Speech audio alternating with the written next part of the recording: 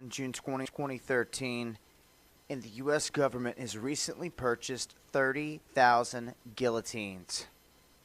Yes, you see it right there. Now, this was lobbied for by Congress, and it passed. You have to ask yourself if all the beheadings of the Muslims that they're pulling off, well, the Muslims beheading people all across the place, if this isn't to try to desensitize the U.S. for future events, because as the information comes out, it looks like 15,000 are being currently stored in Georgia and 15,000 currently stored in Montana. Now, you need to go and research Rex 84 and get caught up to speed if you haven't for what is going on with the prison camps. Do you see what is going on behind your back? They've got you blinded by the mainstream media.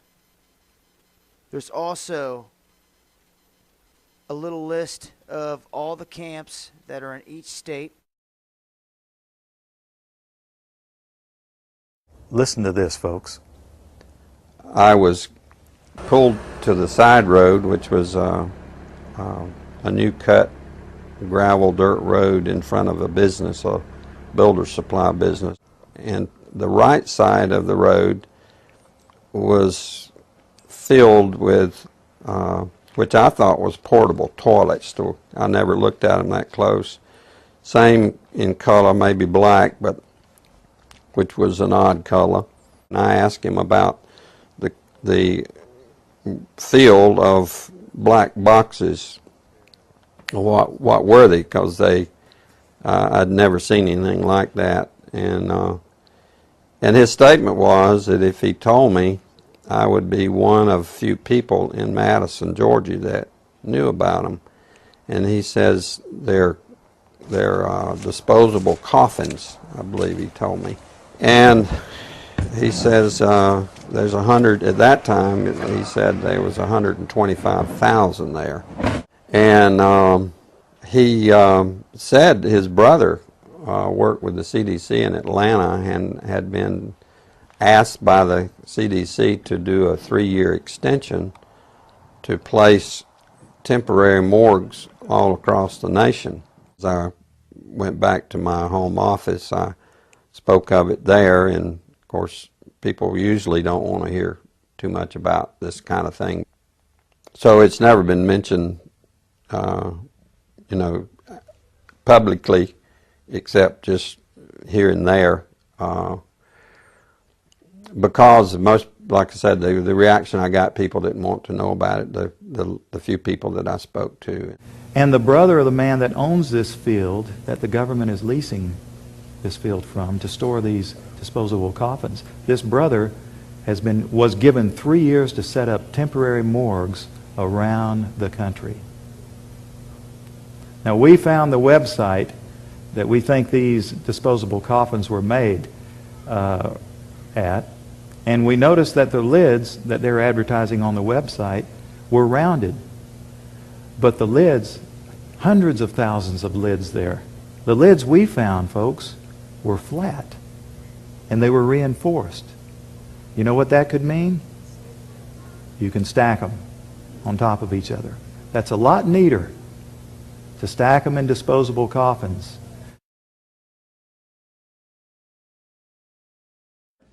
Exclusive government activating FEMA camps across America, across the United States. Sent to us by people in government. I'll just leave it at that.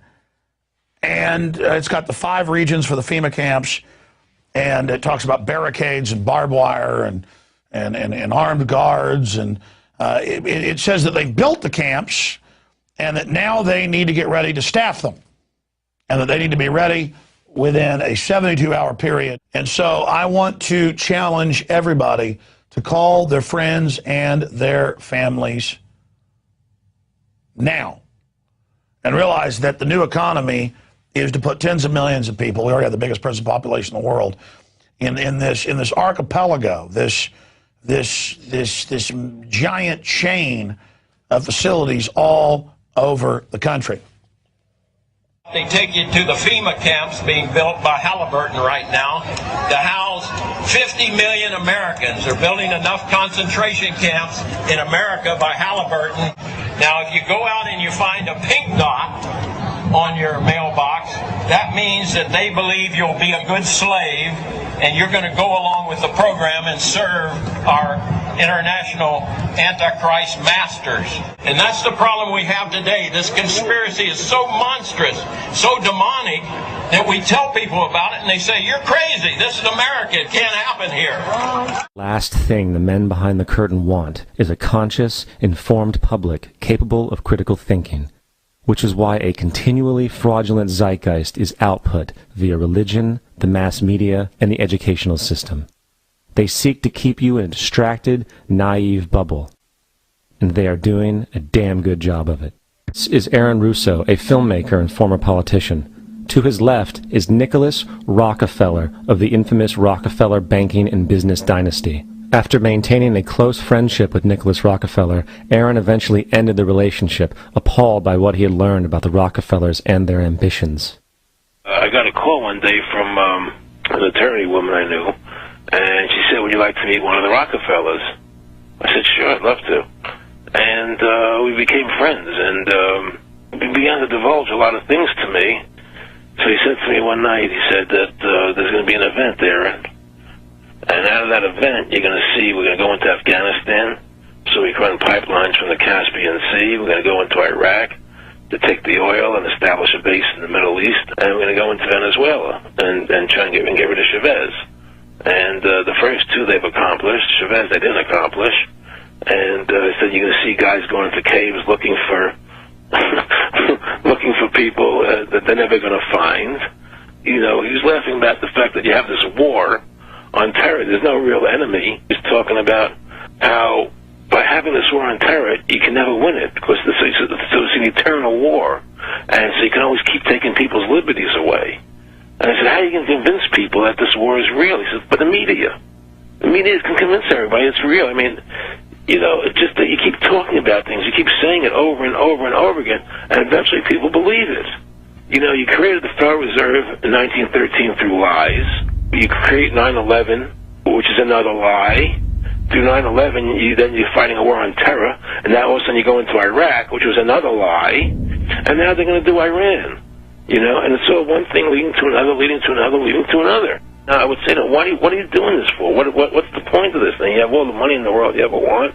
You have all the power. I said, you know, you're hurting people. It's not a good thing. And he would say, what do you care about the people for? Take care of yourself and you take care of your family. And then I said to him, what are the ultimate goals here? He said, the ultimate goal is to get everybody in this world chipped with the RFID chip, and have all money be on those chips and everything on those chips. And if anybody wants to protest what we do or violate what we want, we just turn off their chip.